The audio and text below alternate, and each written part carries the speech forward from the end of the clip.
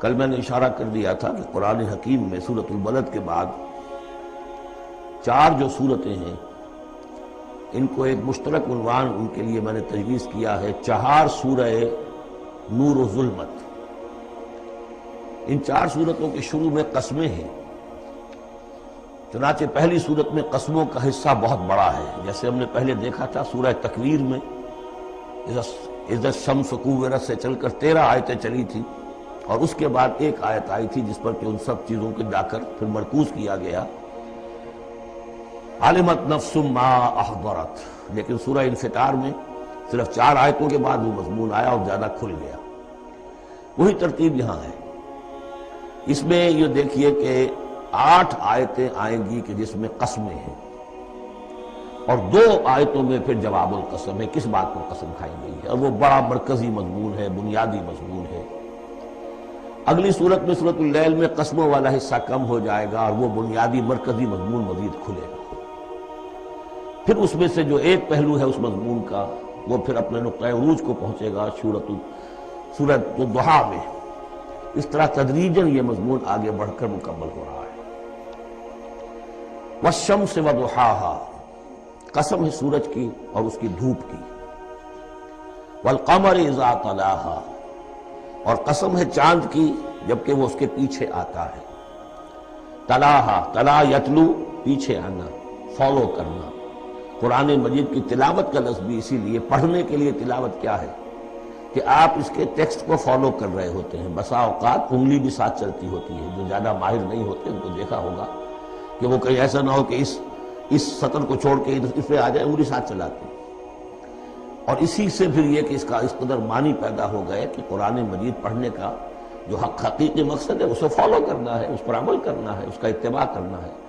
اس اعتبار سے بہترین لفظ جو ہے وہ اختیار کیا گیا، لیکن لغوی معنی اس کی کیا، کسی کے پیچھے آنا۔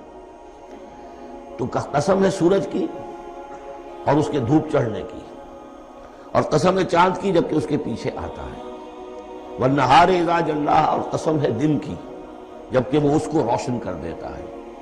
اگرچہ شکل تو یہ ہے کہ سورج سے دن روشن ہوتا ہے، لیکن یہاں اس میں بہت لطیف نکتہ پیدا کیا ہے کہ دن ہوتا ہے تو ہمیں سورج نظر آتا ہے، تو گویا کہ دن نے سورج کو نمایاں کیا، اس لیے کہ آگے اس کا ہم بدن آ رہا ہے واللیل اذا یغشاھا، اور قسم ہے رات کی جبکہ وہ اس کو یعنی سورج کو ڈھانپ لیتی ہے۔ سورج کو رات نے ڈھانپ لیا، دن نے گویا کہ اس کو نمایاں کر دیا۔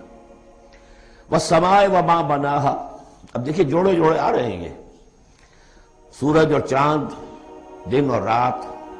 والسماء وما بناھا، اور قسم ہے آسمان کی اور جو اسے بنایا، تعبیر کیا۔ والارض وما طحاھا، اور قسم ہے زمین کی جبکہ اس کو پھیلا دیا، بچھا دیا، بچھونا بنا دیا۔ ونفس وما سواھا، اور قسم ہے نفس انسانی کی اور جو اس کو بنایا اور درست کیا، اس کو نک سک سے درست کیا، اس کا تسویہ کیا، اس کو سنوارا۔ فألہمہا فجورہا وتقواھا، یہاں تک کہ اس کے اندر نیکی اور بدی کا علم الہامی طور پر رکھ دیا، الہام کر دیا اسے، اس کا فجور بھی اور اس کا تقویٰ بھی۔ اب یہاں قسم کھائی گئی قد افلح من زکاھا وقد خاب من دساھا، جس نے بھی اپنے نفس کو پاک کر لیا وہ کامیاب ہو گیا، اور جس نے اسے مٹی میں دفن کر دیا وہ ناکام ہو گیا۔ اصل مضمون یہ ہے مرکزی 2 آیات کہ انسان کے پاس کوئی ایک امانت ہے، اس کا ایک نفس ہے جو اللہ نے اسے دیا ہے۔ اس نفس کو جس نے پاک کر لیا، سنوار لیا، بنا لیا، جس کے لیے ہم مختلف الفاظ استعمال کرتے رہے ہیں، تعمیر سیرت، تعمیر خودی، کریکٹر بلڈنگ، ایک انسان اپنی شخصیت کو بناتا ہے۔ تو جس نے تو صرف بنانا، لیکن اس کے علاوہ پاک کرنا، بنانا اس معنی میں کہ تمام رذائل سے اس کو پاک کیا جائے اور فضائل سے اسے سنوارا جائے، اسے منور کیا جائے، مزین کیا جائے۔ تو جس نے اپنے نفس کو پاک کر لیا، مزین کر لیا، فضائل سے مرصع کر لیا، مسجع کر لیا، وہ کامیاب ہو گیا۔ خواہ یہاں پر اس کے پاس جائیداد نہ بنی ہو، دولت اس کے پاس جمع نہ ہوئی ہو، دنیا والے اس کو جانتے بھی نہ ہو، وہ غیر معروف آدمی ہو، کچھ بھی ہو، یعنی ایک معیار ہے کامیابی ناکامی کا جو ہم لوگوں کے سامنے رہتا ہے۔ کامیاب کون ہے؟ زیادہ پیسے والا، زیادہ دولت والا، تو زیادہ پروفیشن میں شائن کر گیا، بزنس میں آگے نکل گیا، کسی بھی اعتبار سے. لیکن اس میں ذرا قد افلح من زکاہا، اصل میں کامیابی اور فلاح تو اس کی ہے. اور یہ فلاح کے لفظ پر ہم غور کر چکے ہیں سورہ مومنون کے شروع میں، کہ یہی جو انسان کی اندرونی شخصیت ہے، انا یا خودی جسے ہم کہتے ہیں سیلف، جس کو کہ پروفائڈ نے سیلف قرار دیا ہے، اس سیلف کو اپنی اڈ اور لیبیڈو کے تسلط سے آزاد کرانا اور پھر اس کو بلڈ کرنا، اس کو ڈیولپ کرنا، تعمیر خودی، یہی علامہ اقبال کا فلسفہ ہے. تو یہ ایسے ہی ہے کہ جیسے کہیں خزانہ تھا، آپ نے کھود کر اس میں سے خزانہ نکالا. تو یہ ہمارا سیلف جو ہے، ہماری خودی جو ہے، یہ بھی در حقیقت ہمارے اس حیوانی وجود کے اندر دفن ہے. اس حیوانی وجود کے اندر سے اس کو برآمد کرنا، جیسے کہ آم کی گٹھلی پھٹتی ہے تو اس میں سے 2 پتے نکلتے ہیں تو اس سے آم کا درخت بننا شروع ہوتا ہے. اسی لیے وہ جو میں نے آپ کو وہ اس کا اپنشد کا جملہ بھی سنایا تھا کہ man is in his ignorance identifies himself with the material sheets which encompass his real self. اصل خودی، اصل انا، اصل میں وہ کون ہے؟ یہ میرا وجود ہے، یہ میرا جسم ہے، یہ میرے ہاتھ ہے، یہ میرے پاؤں ہیں. لیکن میرا میں ایک پوزیسو موڈ میں ایک پروناؤن آیا ہے. تو جو پوزیس کر رہا ہے جسم کو، وہ کون ہے؟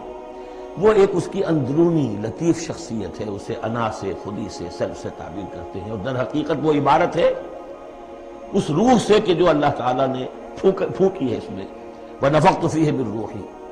تو اس مٹی کے ڈھیر میں اس روح کو ڈالا گیا ہے. اس کو برآمد کرنا اور اس کو بنانا اور سنوارنا، یہ ہے اصل کام انسان کا. جو اس میں کامیاب ہو گیا وہ کامیاب ہو گیا.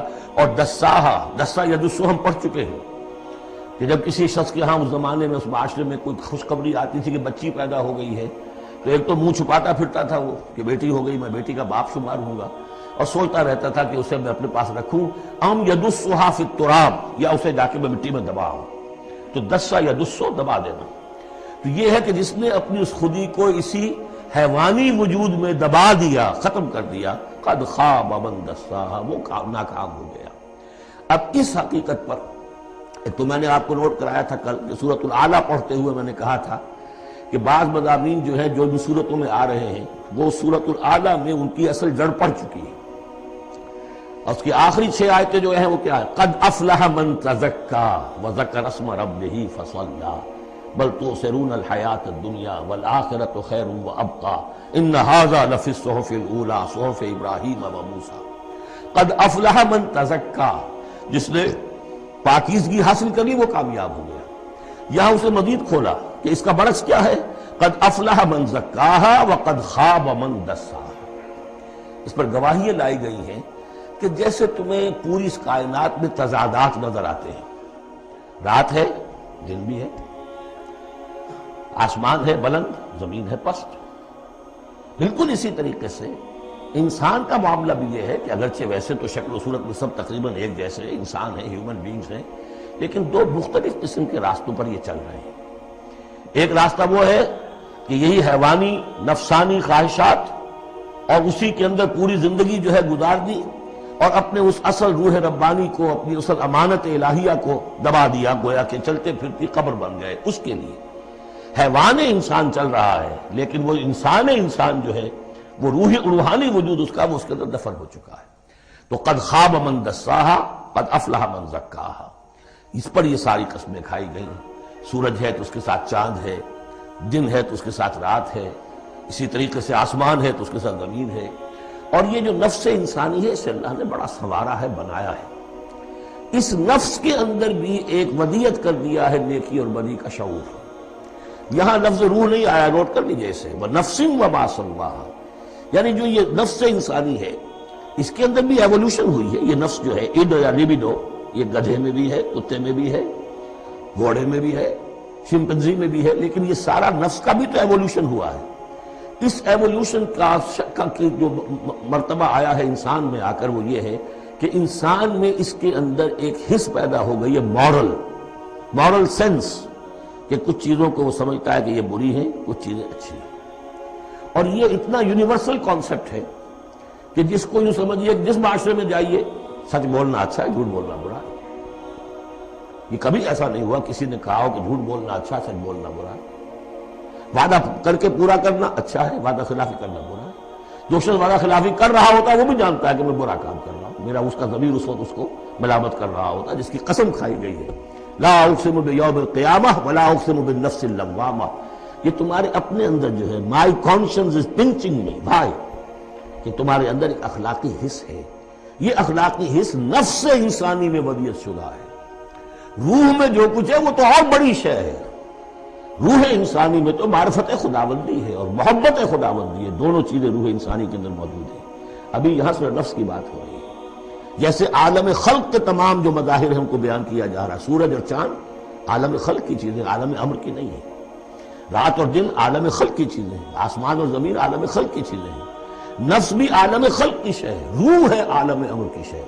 تو نفس انسانی بھی نفس حیوانی سے ممتاز ہے بئی معنی کہ اس میں وہ ایک مورل سینس موجود ہے جس کی بنا پر اس کے اندر یہ شعور ہے ودیت شدہ، الہام شدہ، الہمہا، الہام کر دیا اس میں کہ کچھ چیزوں کو وہ جانتا ہے یہ خیر ہیں اور کچھ کو جانتا ہے یہ شر ہے۔ اسی لیے قرآن مجید نے کثرت سے جو لفظ استعمال کیا ہے وہ معروف اور منکر۔ معروف وہ جو جانی پہچانی شے نفس انسانی جانتی ہے کہ یہ چیز اچھی ہے، منکر وہ جس سے کہ نفس انسانی اباح کرتا ہے یہ کیا ہے، یہ نہیں ہونا چاہیے، یہ فطرت اس کے اندر موجود ہے سرشت کے اندر۔ اب مرحلہ صرف یہ ہے کہ جب یہ بنیادی بیج تو اللہ نے تمہارے نفس میں ڈال دیا، اب اسے پروان چڑھانا تمہارا کام ہے، اسے آگے بڑھاؤ، پروان چڑھاؤ عمل صالح سے۔ الیہ یصعد الکلم الطیب والعمل الصالح یرفعہ، اچھا کلام ہو، اچھی بات ہو، اس کے اندر اوپر اٹھنے کی، اللہ کی طرف بڑھنے کی صلاحیت تو ہے، لیکن عمل صالح اس کے ساتھ ہوگا تو وہ اوپر اٹھے گا۔ تو یہ جو بھی پوٹینشل ہے انسانی فطرت کا، تو قد افلح جس نے وہ محنت کی، مشقت کی، اس نے اپنی اس اصل انسانی شخصیت کو برآمد کیا، اس مٹی کے ڈھیر میں سے بنایا، اسے ایک بڑا درخت بنا دیا، تناور درخت بنا دیا جس میں وہ پھل لگے ہیں جو ہم سورہ تغابن میں پڑھ رہے ہیں، وہ کامیاب ہو گیا۔